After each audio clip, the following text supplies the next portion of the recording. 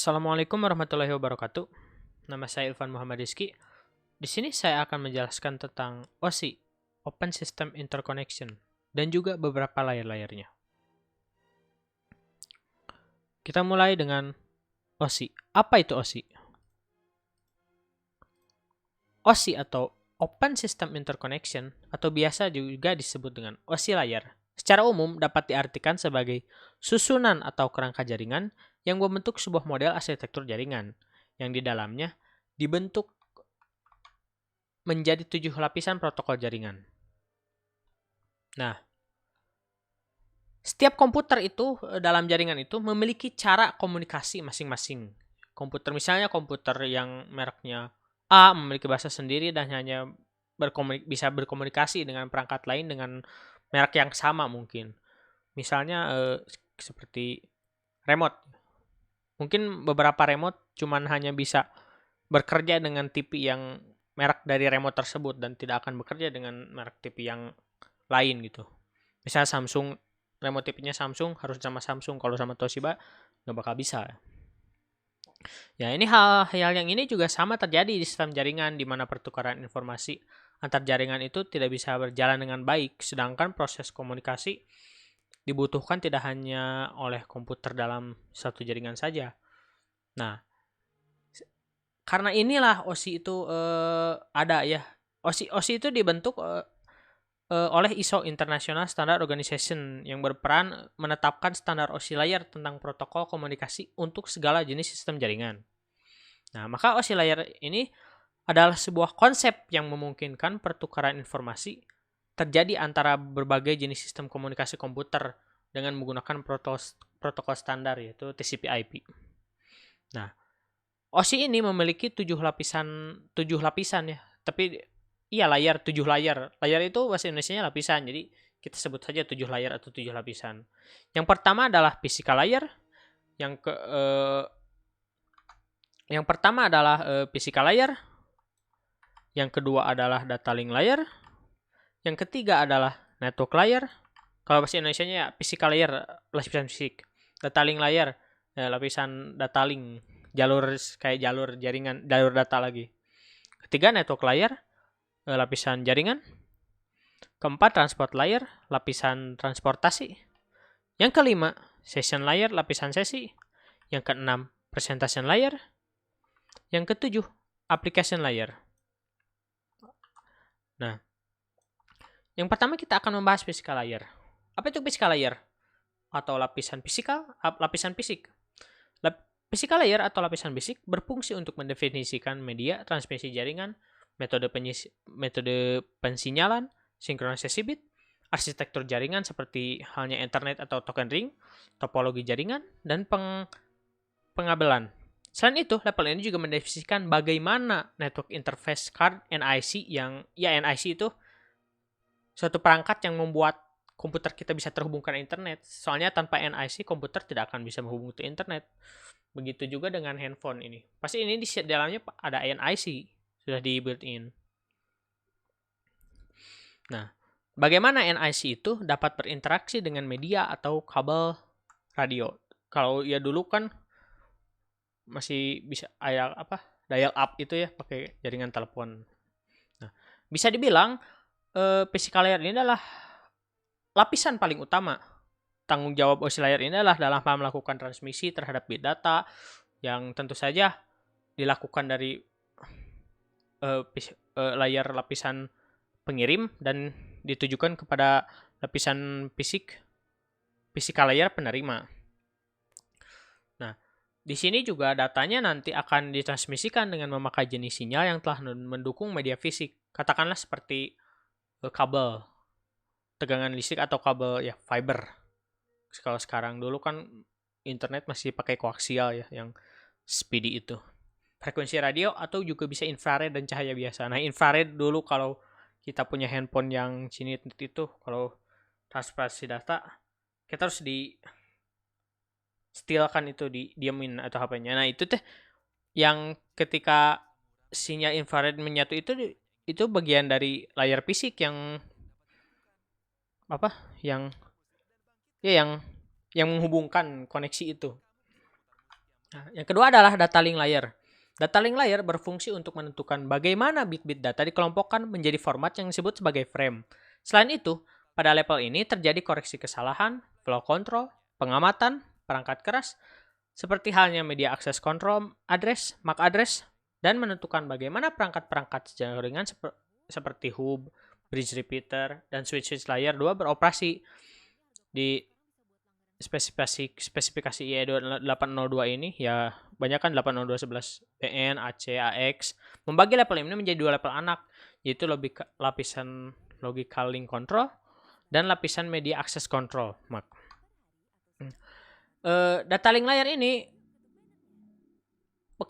bekerjanya seperti ketika proses transmisi data sedang berlangsung, maka akan misalnya pasti dalam proses transmisi data pasti akan ada kesalahan. Nah, ini yang menjadi tanggung jawab dari OSI layer data layanan link ini, di mana tugasnya memang melakukan pemeriksaan kesalahan. Saya kurang besar.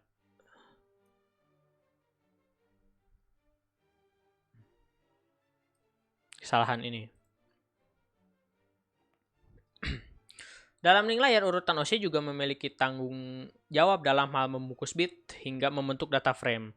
Yang selain itu, data link layer ini pun dapat mengolah skema pengamatan fisik, misalnya saja seperti alamat MAC yang ada pada suatu jaringan. Bahkan bisa dibilang data link ini merupakan salah satu yang paling kompleks di antara layer-layer yang lainnya. Ya, namanya juga data link, berarti penghubung data. Ya, kalau kita pikirkan juga data misalnya kita nelpon dari si A ke si B yang jauh. Nah, kenapa suara itu bisa sampai dari si A ke si B? Nah, pasti emang benar-benar kompleks banget kalau dipikir-pikir. Wah, gimana itu?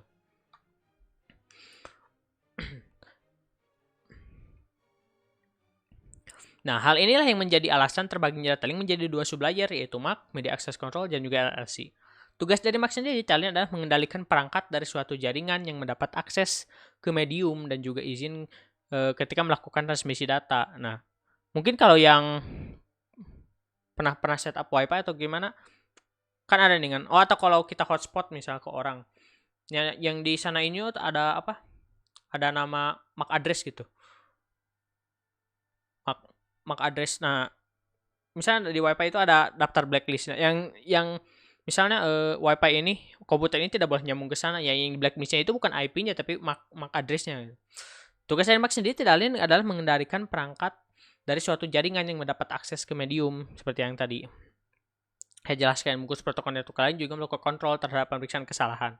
Nah, jadi data link layer ini adalah lapisan yang lumayan penting dalam tahapan proses metode ini, OSI ini. Yang ketiga adalah network layer. Berfungsi untuk mendefinisikan alamat-alamat IP, membuat header untuk paket-paket, dan kemudian melakukan routing melalui internet networking dengan menggunakan router dari switch layer 3. Nah, sebenarnya di antara 7 OSI layer ada ini, network layer memiliki tugas yang memiliki tugas yang mendefinisikan alamat IP. Saya juga sebenarnya agak kurang paham betul dengan materi ini. Mendefinisikan alamat IP, yaitu internet protokol yang membuat setiap komputer akhirnya dapat terhubung dalam satu jaringan. Bahkan tak hanya itu, network layer juga berfungsi untuk melakukan proses routing serta membuat header pada paket-paket data yang ada. Nah, yang keempat sekarang, transport layer. Transport layer berfungsi untuk memecah data ke dalam paket-paket data serta memberikan nomor urut ke paket-paket tersebut sehingga dapat disusun kembali pada sisi tujuan setelah diterima. Selain itu, pada level ini juga membuat sebuah tanda bahwa paket diterima dengan sukses dan mentransmisikan ulang terhadap paket-paket yang hilang di tengah jalan. Nah, misal untuk pengiriman pesan antara dua atau lebih host yang ada dalam satu jaringan, maka ini adalah tanggung jawab dari transport layer. Ya, kalau ditranslasikan juga transport layer lapisan transportasi, lapisan pengantar. Jadi ini lapisan yang mengantar-mantarkan data pesan gitu. Selain itu, ia juga menangani adanya pemecahan serta penggabungan pesan, kemudian juga melakukan kontrol untuk keadaan jalur koneksi yang sudah diberikan. Nah, yang seperti yang kita sudah pelajari itu paket switching dan circuit network. Nah, itu bisa dibilang ada di transport layer ini cara kerja mereka berdua itu berhubung pada transport layer ini. Kan kalau secure switch network, bagaimana dengan circuit di switch? Kalau paket switch network yang paket yang dipecah-pecah itu, kemudian dijalur-jalurkan itu, kemudian disatukan lagi tujuan. Nah itu menurut saya transport layer itu. Kemudian yang kelima, session layer. Berfungsi untuk mendefinisikan bagaimana koneksi dapat dibuat, dipelihara, atau dihancurkan. Selain itu, level ini juga definisikan nama, resolusi nama. Nah, tanggung jawab dari session layer ini adalah mengendalikan seksi koneksi dialog dan juga mengelola bahkan dapat memutuskan koneksi dari komputer. Nah, sesi ini kalau bisa diibaratkan kalau masih apa istilah sifatnya seperti misalnya sesi ketika apa ya, kalau akun misalnya sesi akun. Misal kita wifi-an di IndiHome di corner. Nah, kalau kita udah login misalnya kita mengeklik bukan IndiHome, misalnya apa akun apa gitu. Kalau kita login ada remember keep me login. Nah, kalau kita ngecas keep me login itu, sesinya berarti akan disimpan di dalam komputer itu, misalnya login akun apa itu WhatsApp misalnya. Nah, login WhatsApp sesinya pasti disimpan di sana gitu. Jadi kalau kita dibuka lagi, kita gak perlu login lagi, gak perlu nge-scan lagi atau apalagi, pasti udah langsung masuk. Nah, itu sesi seperti itu. Kalau diibaratkannya seperti kita datang ke hotel ya. Misalnya kita check in di hotel. Nah, di hotel itu check in itu kita membuat sesi. Jadi kalau kita keluar hotel misalnya, tapi masih check in, masih dalam status belum check out. Nah, misalnya kita keluar hotel, ketika kita masuk kembali ke hotel, kita tidak perlu check in lagi karena sesi di dalam hotel itu masih ada gitu sampai waktu check outnya berakhir. Nah, seperti itu. Yang keenam, presentation layer berfungsi untuk mentransmisikan data yang hendak ditransmisikan oleh aplikasi ke dalam format yang dapat ditransmisikan melalui jaringan. Protokol yang berada dalam level ini adalah perangkat lunak redirector software seperti layanan workstation dalam Windows NT dan juga network cell, semacam virtual network computing atau RDP ya. RDP yang remote desktop control itu. Karena saya pernah memakai RDP waktu SMK itu untuk upload file-file yang gede gitu.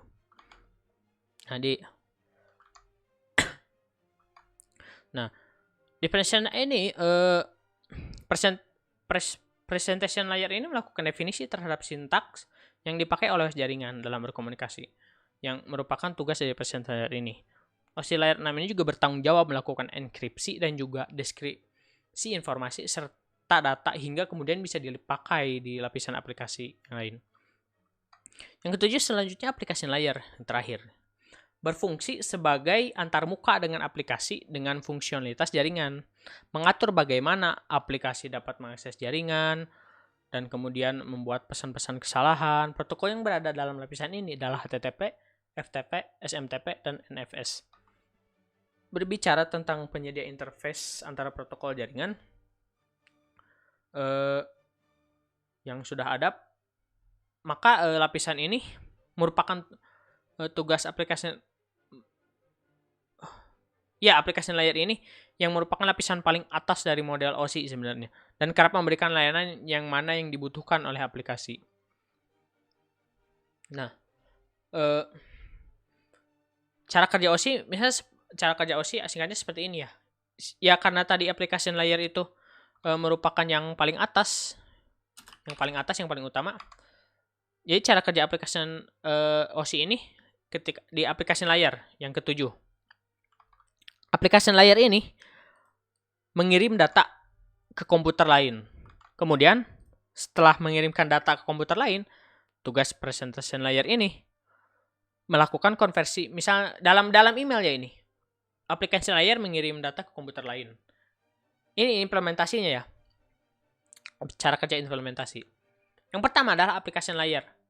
Kenapa dari application layer tidak dari physical layer dulu? Karena ini berbentuknya pengirim email. Kalau menerima email pasti akan dari physical layer dulu. Misal aplikasi, karena physical layer itu kan yang tadi yang lapisan fisik itu yang untuk transmisi jaringan kayak kabel fiber, koaksial atau yang lainnya. Karena kan kalau ngirim email pasti kita ngirim dulu.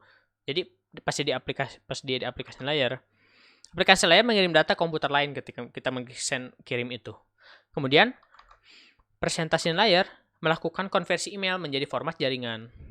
Yang selanjutnya, di session layer, membentuk sesi perjalanan data sampai proses pengiriman data selesai dilaksanakan.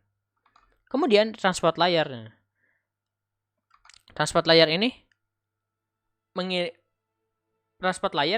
akan yang transport layer pengirim ya. Soalnya kita misal di si A, ini konteksnya di si A yang mau ngirim ke si B. Nah, transport layer di si A ini akan memecah data dan dikumpulkan kembali nanti di transport layer yang si B yang penerima. Nah, setelah tadi dipecah, network layer akan membuat sebuah alamat yang menuntun data ke tujuan yang dari IP itu, tujuannya itu misalnya IP-nya berapa gitu. Nah, kemudian setelah itu dari network layer itu data link akan membentuk data menjadi frame dan alamat fisik yang dari modem. Kalau saya kurang tahu ini salah atau tidak, tadi layar PC dari frame dan alamat fisik masuk ke modem, dari modem nanti dari jaringan itu nanti menjadi alamat fisiknya, alamat komputer yang mana yang akan dikirimkan data ini akan dikirimkan. Kemudian di physical layer ini data akan dikirim melalui medium jaringan ke lapisan transport penerima yang tadi. Nah, selanjutnya yang di si B yang penerima. Yang tadi penerima dibalik, jadi physical layer dulu. Seperti itu. Kalau implementasinya mungkin seperti ini ya. Dari pengiriman email yang tadi lebih detailnya. Nah, mengatur interface dengan user misalnya programming suatu Outlook yang punya fungsi SMTP lainnya. Nah, ini pengiriman email. Nah, ini implementasi OC-nya dengan contoh kasus pengiriman email. Nah, pada layer 7 mengatur interface dengan user misalnya program Microsoft Outlook. Bentar.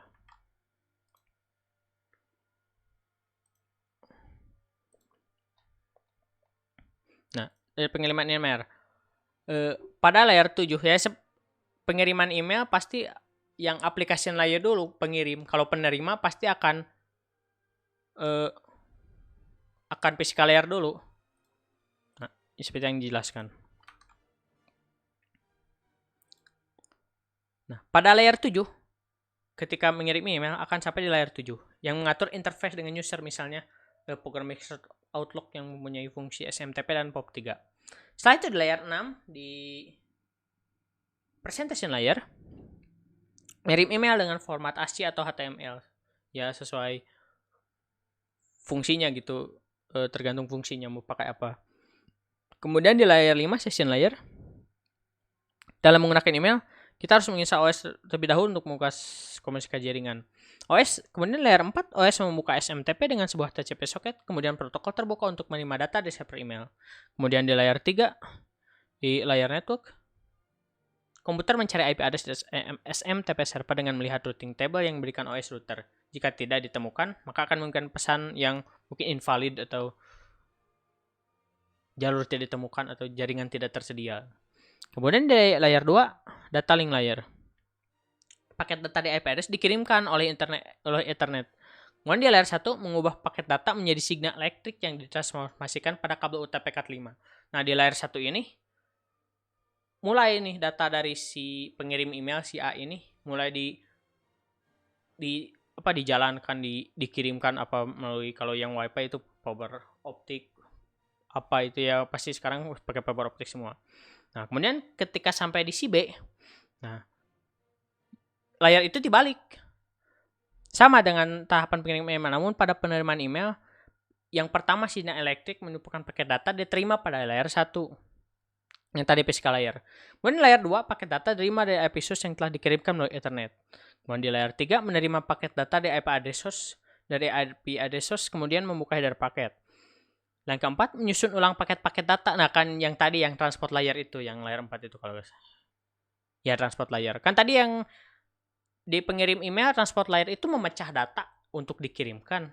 Nah, kalau yang di penerima ini, transport layer itu menyusun data untuk dibuka nanti oleh sang pengguna si B ini.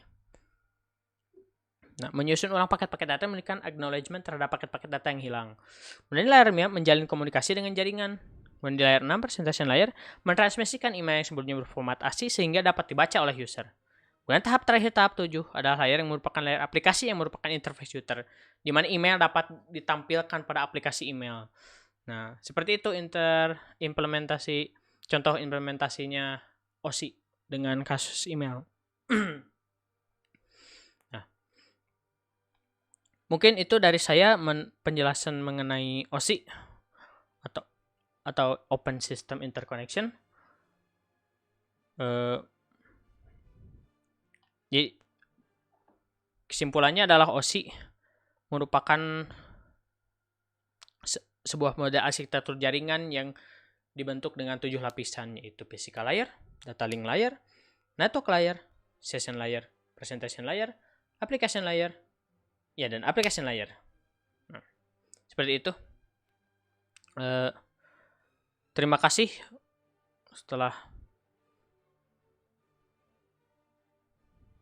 telah berkesempatan untuk mendengarkan presentasi saya. Mohon maaf bila banyak beberapa kesalahan karena saya juga belum lama belajar mengenai OSI ini, tapi diharapkan kalian semua bisa mengerti dengan apa yang saya jelaskan tentang OSI ini. Sekian dari saya, dari Ilvan Muhammad Rizky. Wassalamualaikum warahmatullahi wabarakatuh.